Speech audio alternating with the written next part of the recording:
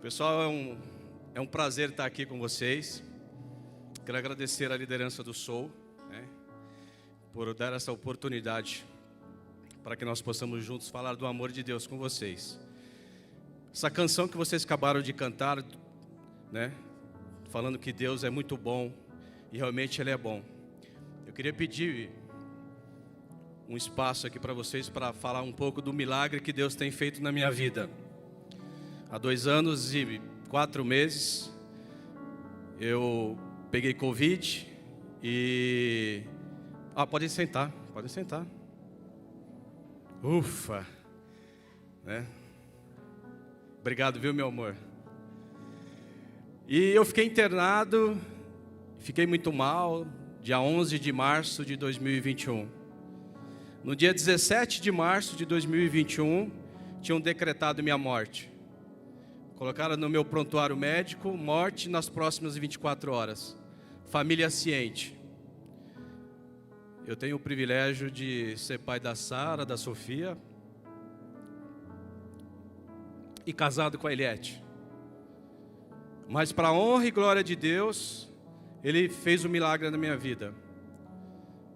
E naquele hospital, os mais de 100 profissionais que passaram, que cuidaram de mim, eles me conhecem como o milagre de Deus. Então, se você está procurando o milagre de Deus para a sua vida, para alguém da sua família, não desista. Esse milagre, ele acontece, basta você crer e buscar. Tenha essa certeza, eu sou prova viva que o milagre de Deus, ele acontece. Dito isso, algum de vocês aqui já ouviu falar da armadilha de macaco? Não, né? Nem eu. Mas eu pesquisei. A armadilha de macaco consiste numa caixa ou num jarro que tem uma abertura muito pequena. E o macaco, ele coloca a mão dele dentro. Geralmente ali o caçador, ele deixa algumas frutas. E quando o macaco fecha a mão, ele não consegue tirar a mão mais daquele jarro. E aquele jarro, essa caixa, ela é presa por uma corrente. E aí o macaco, ele não abre a mão, ele fica preso e o caçador acaba pegando ele. Ou para aprisioná-lo, ou para matá-lo. Tem a tela da mensagem? Ficou bonito, hein? Aprisionamento versus a libertação. Então, como eu disse para vocês, o macaco, ele poderia soltar a fruta e fugir. Mas ele não tem esse entendimento. Ele fica com a mão fechada na fruta e é capturado. Antes da gente começar, eu passar o texto com vocês, vamos ficar de pé para a gente orar? Feche seus olhos.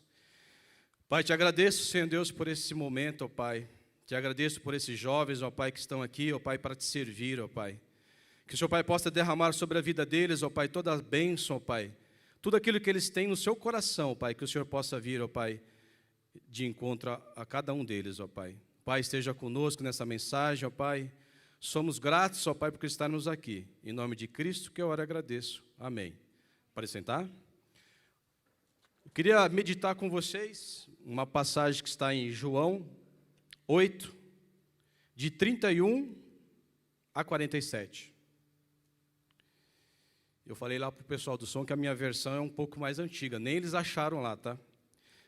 Mas antes de eu começar, o Mateus me falou que para procurar uma pessoa, Isa Moreira. Isa Moreira está aí? Não está, né? Mateus, vai ter que fazer vai ter que fazer um ministério de achados e perdidos aqui.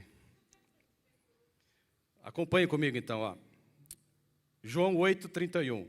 Então Jesus dirigiu a palavra aos judeus que diziam crer nele. Se vocês permanecem comigo, vivendo o que eu ensino, sem dúvida são meus discípulos. Então irão experimentar a verdade e a verdade vai libertá-los. Surpresos retrucaram, mas como somos descendentes de Abraão, nunca fomos escravos de ninguém. Como você pode dizer a verdade vai libertá-los? Jesus respondeu, declaro solenemente a vocês que quem escolheu uma vida de pecado caiu numa armadilha. Lembra da armadilha do macaco? Num beco sem saída. Assim é de fato um escravo. Um escravo é um hóspede temporário, que não pode ir nem vir quando quer. Já o filho tem uma posição estabelecida e o controle da casa. Portanto, se o filho os libertar, vocês serão livres. Sei que são descendentes de Abraão, mas também sei que vocês estão tentando me matar, porque minha mensagem ainda não entrou na cabeça dura de vocês. Estou falando de coisas que vi enquanto estava na companhia do Pai, e vocês teimam em fazer o que ouviram do pai de vocês. Eles ficaram indignados. Nosso pai é Abraão. Jesus contestou: se vocês fossem mesmo filhos de Abraão, realizariam as obras de Abraão. Mesmo assim, aqui estão vocês tentando me matar. Um homem que fala a verdade, que recebeu diretamente de Deus. Abraão nunca fez nada parecido. Vocês insistem em repetir as obras do pai de vocês. Eles disseram: não somos bastardos, temos um pai legítimo, o Deus único. Se Deus fosse o pai de vocês, Jesus prosseguiu, vocês iriam me amar, pois vim de Deus e aqui cheguei. Não vim por conta própria, Ele me enviou. Por que então não entendem uma palavra do que digo? Eis a razão. Vocês não suportam a verdade. Vocês são do diabo, que é o pai de vocês, e tudo que querem é agradar a ele. Ele foi assassino desde o princípio e não podia permanecer na verdade, porque nele não havia sequer uma verdade. Quando o mentiroso fala, ele o faz com base em sua natureza mentirosa e enche o mundo com mentiras. Então eu chego, declaro toda a verdade, e vocês não querem nada comigo. Será que algum de vocês pode provar que eu disse uma só palavra enganosa ou cometi um simples pecado? Mas se digo a verdade, por que não creem em mim? Quem está do lado de Deus ouve o que ele diz. É por isso que vocês não ouvem, vocês estão do lado do... Vocês não estão do lado de Deus, né? Estão do lado do diabo. Meditando nessa palavra, a gente, voltando ao versículo 31, Jesus começa com um então. Geralmente, Jesus, quando ele começa com um então, isso quer dizer, é uma condicional, né?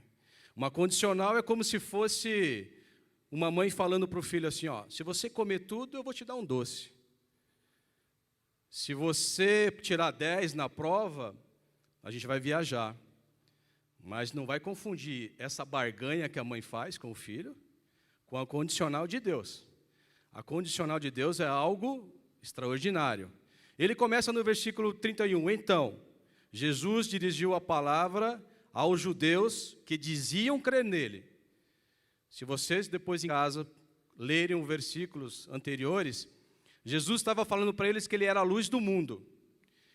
E o povo e os fariseus estavam ali retrucando. E Jesus explicava, e o povo retrucava. E Jesus explicava, e o povo retrucava. Até que depois dele falar de várias vezes, alguns creram nele.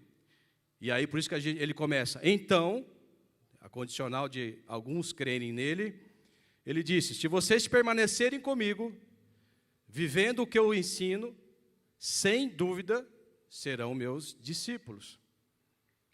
Você crê em Jesus? Ou você simplesmente diz que crê? O que é crer em Jesus? O que você tem dado para Jesus como prova que você realmente crê nele? Se sua resposta é sim, como eu acredito que seja, Jesus pede que permanecemos nele. Em João 15:6, ele diz, se alguém não permanece em mim, será como o ramo que é jogado fora e seca. Jesus é como se fosse o tronco, e nós somos os ramos. Vocês já viram quando um galho cai da árvore, ela seca. E é isso que acontece quando nós não permanecemos no Senhor. Porque uma coisa é você ouvir falar, outra coisa é você permanecer. Muitos de nós, muitas vezes, por às vezes qualquer vento de falsa doutrina, a gente se esquece, a gente se afasta de Deus. Por isso que ele fala, permaneça em mim. E depois ele continua, vivendo o que eu ensino. O que você tem aprendido com Deus? O que você tem colocado diante de Deus? E Ele nos garante que se nós vivermos o que Ele ensinou e permanecemos nele, sem dúvida, Cristo Ele não dá chance para você ficar será. Não existe será. Ele diz, sem dúvida, são meus discípulos. E você você sabe o que Deus tem ensinado através da sua palavra? Você tem meditado nela? Certa vez indagaram Jesus dizendo, Senhor, qual é o maior mandamento? Vocês sabem qual é o maior mandamento? Ninguém sabe? Gente, essa é fácil, hein? Está lá em Mateus 27, de 37 a 39. Ame o Senhor, ajudou? Ame o Senhor, o seu Deus, com o seu coração, com a sua alma e com o seu entendimento. Lembraram? É isso? Não, não é. Não é. Ame o Senhor Deus com todo o seu coração, com toda a sua alma e com todo o seu entendimento. Deus, Ele precisa que nós nos integremos 100% para Ele. E o segundo mandamento, esse é fácil, hein? Como que é? Nossa, Mateus, você falou que é culto de jovens isso aqui, da terceira idade. Vamos lá, o segundo é, ame o seu próximo como a si mesmo. Como você tem amado a Deus? Como você tem amado o seu próximo? Quem que é o seu próximo? Aqui hoje o seu próximo é o da direita, é o da esquerda, é o da frente, é o de trás. Na sua casa, quem é o seu próximo? Seu pai, sua mãe, seu tio, sua tia, sua avó. Na sua escola, seu amigo, o pessoal da limpeza, o pessoal da portaria, os professores. Eles sabem que vocês são de Cristo? Eles sabem que vocês foram lavados, remidos pelo sangue? Você tem orado todos os dias? Você tem lido a palavra? Tem confessado seus pecados? E isso não é só para vocês, não. Isso é para todos aqueles que um dia aceitaram a Cristo. Muitas vezes nós, no decorrer do dia a dia, nós nos esquecemos de ter aquele momento de intimidade com Deus, aquele momento a sós que você fala assim, Senhor, eu preciso do milagre. Senhor, meu amigo precisa de um milagre. Meu pai, minha mãe. E é só Deus que pode fazer isso. Quanto mais nos fortalecemos nessa área, oração, palavra e arrependimento, mais íntimos ficamos de Deus e maior Ele fica ao seu lado. Eu vou aqui usurpar a palavra do pastor na quarta-feira, que ele disse que, do pastor Hernandes Lopes, tá? Ele disse que o pai estava andando com o filho, e o filho perguntou assim para ele, pai, qual é o tamanho de Deus? Aí esse pai, ele parou um pouco, e falou, como é que eu vou explicar qual que é o tamanho de Deus? Ele ouvindo o barulho das turbinas de um avião bem longe, ele falou para o filho dele, olha aquele avião lá em cima, qual é o tamanho daquele avião? O filho falou assim, pai, é pequeno. Aí rapidamente ele teve uma oportunidade e levou o filho ao aeroporto. Chegando lá, tinha um avião bem grande lá, um 747, um A400, que cabe quase 500 pessoas. E ele perguntou para o filho dele, qual é o tamanho desse avião? Pai, esse é muito grande. Moral da história, quando você está perto de Deus, Ele parece um Deus, e Ele é um Deus enorme, e os seus problemas são pequenos. Mas quando você está longe de Deus, seus problemas são gigantes, e parece que o Deus é pequeno. Então se achegue a Deus, busque esse Deus que está sempre pronto a nos ouvir. E Jesus prossegue, né, depois que Ele fez a condicional, né, Ele pediu para que nós permanecêssemos com Ele, vivendo o que Ele nos ensina. E aí tem mais uma outra condicional. Então, nesse mesmo versículo 31, então, irão experimentar a verdade, e a verdade vai libertá-los. Percebeu? Você vai experimentar, né? Aqui, ó. Irão experimentar. Eu não sei vocês, mas quando eu vou experimentar alguma coisa, eu pego um pouquinho.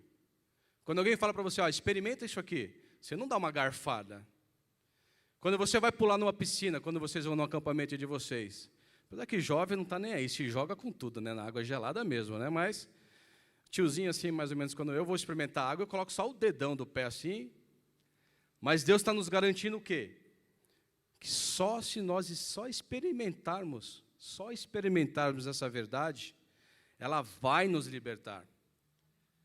Ela não vai marcar hora, você não vai experimentar e você vai agendar que nem você vai no poupa-tempo. Deus está falando aqui, ó, eu vou, se você experimentar, só experimentar. Em outras versões está, se você conhecer a verdade vos libertará.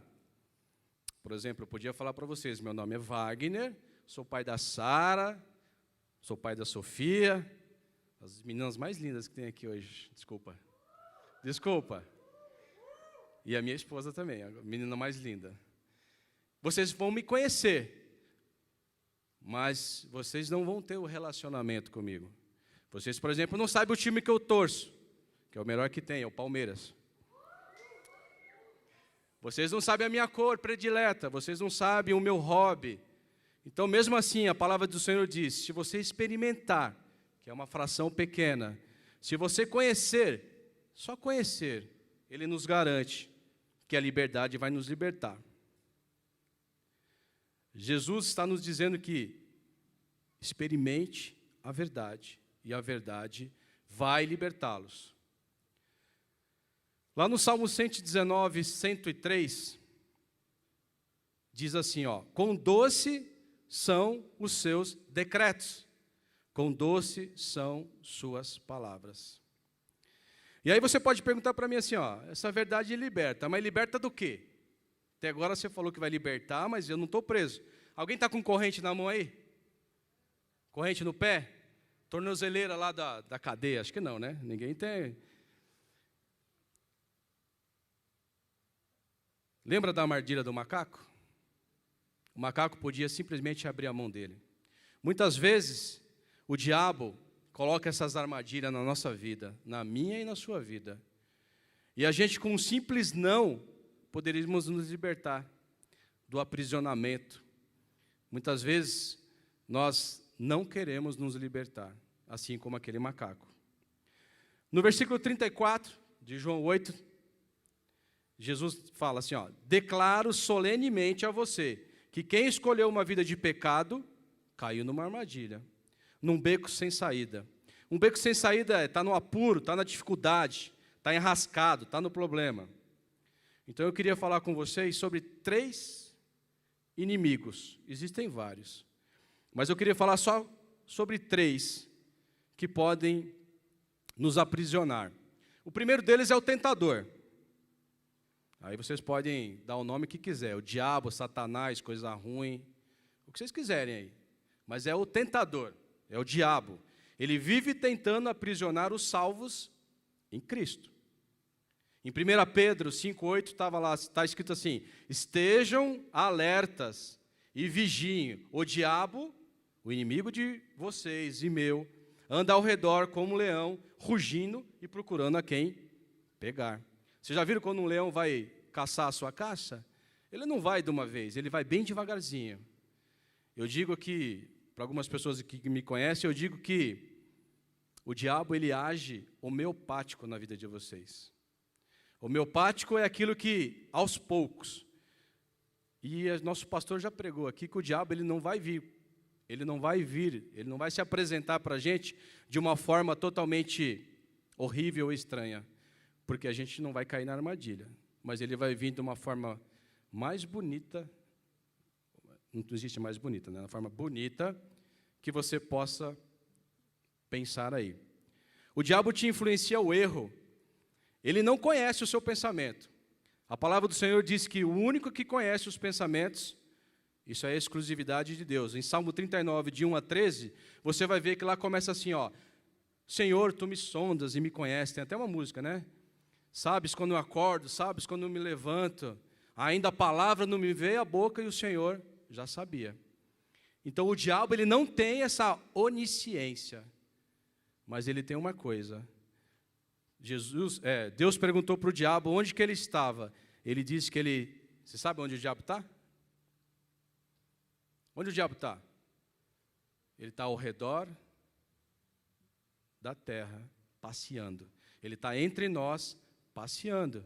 Então, o que Satanás vai fazer? Ele vai te observar, ele vai prestar atenção nas suas palavras e nas suas ações.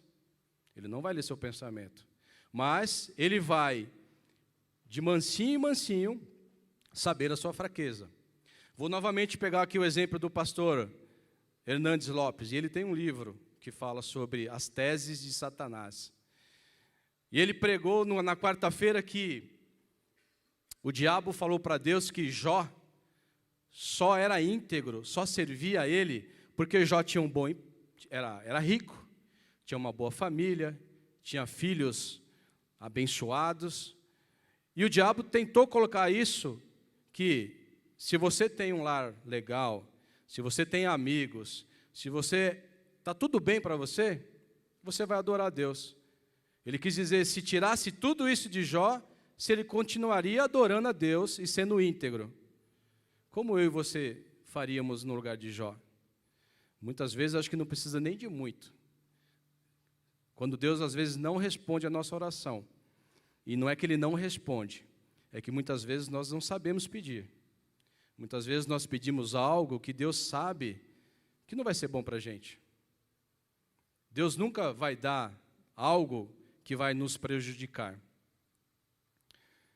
Quero falar do segundo mundo, o segundo tentador, o segundo armadilha, o inimigo, obrigado, Sara, que pode te pegar é o mundo. Fomos chamados para fazer a diferença nesse mundo, carente de Deus. Paulo escreve que o mundo todo está debaixo do maligno. Hoje em dia nós temos um problema com a frieza espiritual. Jovens, adultos, que do nada acham que Deus não está mais respondendo. Deus não está ainda atendendo às suas expectativas. Mas quando eu vejo vocês, e se ninguém falou para vocês que vocês são a geração escolhida, quando eu olho para vocês, eu vejo que o Evangelho ele vai prosseguir, porque vocês são jovens, e jovens fortes. E eu já ouvi essa pregação aqui, jovens fortes. Já pregaram aqui para vocês sobre escolhas. Vocês têm a escolha, vocês estão escolhendo a melhor parte, que é adorar a Deus. Quando eu vejo jovens cantando aqui, quando eu vejo jovens adorando aqui, aí onde vocês estão, eu só agradeço a Deus, porque vocês são a próxima geração que vai levar o Evangelho para muito longe. Em Mateus 18:7, caminhando já para o final, em Mateus 18:7, diz lá, ai do mundo, por causa das coisas que fazem tropeçar. É inevitável que tais coisas aconteçam, mas ai daquele por meio de quem elas acontecem. O que ele está dizendo aqui? O barzinho da esquina está lá. Não tem como impedir. Ai daquele que fizer com que um filho de Deus saia do caminho e vá para lá. Lembra da armadilha do macaco? Muitas vezes podem te chamar para um rolê, que você sabe que onde esse rolê vai acabar. Você podia abrir mão da armadilha do macaco, dizendo não. Você podia simplesmente se afastar de pessoas assim. Em Mateus 18:8 diz, portanto, se a tua mão ou o teu pé te escandalizar, corta-o, atira-o para longe. Melhor te é entrar na vida coxo ou aleijado, do que tendo duas mãos ou dois pés e ser lançado no fogo eterno. Ele está querendo dizer o quê? Se afaste do pecado. Se afaste daquilo que te atrapalha a caminhar com Jesus. Muitas coisas nos atrapalham a caminhar com Jesus. E nós não temos percebido. E terceiro e último, a carne. É aquela força insistente dentro de nós que nos conduz a erro. Mesmo depois de salvo, temos de lutar contra a nossa inclinação para o mal. Em Gálatas 5, 19 e 21, lá está escrito assim, ó: ora, as obras da carne são manifestas: imoralidade sexual, impureza, libertinagem, idolatria, feitiçaria, superstição, inimizade, ódio, discórdia, brigas, ciúmes, ira, egoísmo, inveja, embriaguez e orgias. Vou falar de novo, foi muito rápido, né? Imoralidade sexual, impureza e libertinagem, idolatria e feitiçaria, superstição, inimizade, ódio, discórdia, brigas, ciúmes, ira, egoísmo, inveja ou coisas semelhantes. Mas calma, volte no capítulo que eu falei para vocês, no capítulo 8, 12, Jesus disse: eu sou a luz, quem me segue não andará nas trevas, mas terá a luz da vida. Ora, o Senhor, em 2 Coríntios 3,17, é o Espírito, e onde está o Espírito do Senhor, aí há liberdade. Busquem o Senhor com toda a sua força, com todo o seu entendimento, permaneçam nele, vivam com ele, ele nos garante que de fato seremos seus discípulos. O pessoal do louvor pode subir, pode ir subindo. Eu queria terminar contando para vocês algo que eu ouvi essa semana. Um dia um homem entrou numa loja correndo. Viu um anjo atrás do balcão e, maravilhado com aquela visão, perguntou: anjo, o que vendes? O anjo respondeu: todos os dons de Deus. O homem voltou a perguntar: e custa quanto? É caro? A resposta do anjo foi: não, é de graça. É só escolher. O homem todo feliz olhou para toda a loja e viu jarras de vidro com fé, sabedoria, caixas de felicidade. Não estava acreditando que poderia adquirir tudo aquilo. Por favor, embrulhe para mim muito do amor de Deus, bastante felicidade. Embrulhe para mim perdão, amor ao próximo, paciência, tolerância. O anjo anotou tudo. Foi para dentro da venda e voltou com alguns pacotinhos que mal cabiam na mão do homem. O homem ficou bravo, indignado. Como você pode me dar apenas esses pacotinhos? Eu quero levar uma grande quantidade do fruto de Deus. O anjo falou assim querido, amigo, na loja de Deus não vendemos o fruto, e sim a semente. Plante essa semente no seu coração. Você não vai achar nada pronto. Você vai ter que realmente cultivar a semente dos frutos do Espírito. Que Deus abençoe a vida de vocês. Amém.